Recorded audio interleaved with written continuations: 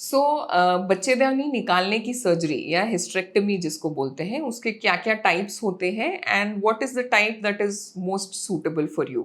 So many times patients have different problems due to which a decision is made to remove the uterus in total, due to which there is a lot of confusion regarding which type is best for which patient, which type is best for which disease, so on and so forth. So majorly nowadays we practice laparoscopic hysterectomy, which is better for the patient in terms of recovery, in terms of pain, in terms of other side effects as well.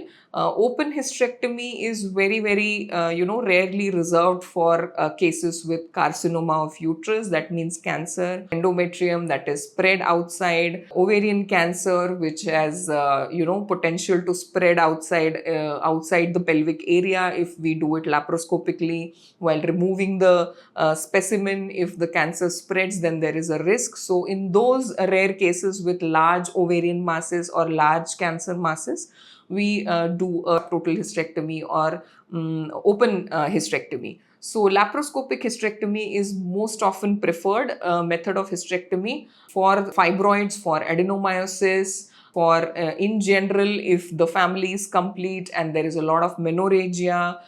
So more often than not, the type of hysterectomy is decided on the basis of the disease that the patient has, or not vice versa, because it is important for us to understand the implications of hysterectomy. Hysterectomy also involves sometimes removal of tubes as well as ovaries. So individual decision needs to be made. Fallopian tubes are more often than not 100% of the times removed. But whether to remove or to preserve the ovaries is a decision taken by the surgeon at the time of surgery.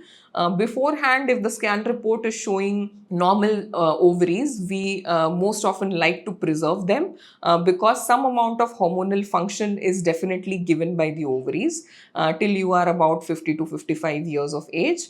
After the age of 55, in my opinion, there's not much point in keeping the ovaries because the ovarian hormonal function has, gone down to a minimum, and the risk of any other pathology or the disease developing inside the ovaries is much higher after the age of 55.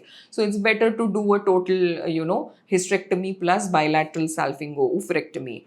But whereas the type of hysterectomy is concerned, laparoscopy is definitely the number one and the most preferred technique for hysterectomy or uterus removal.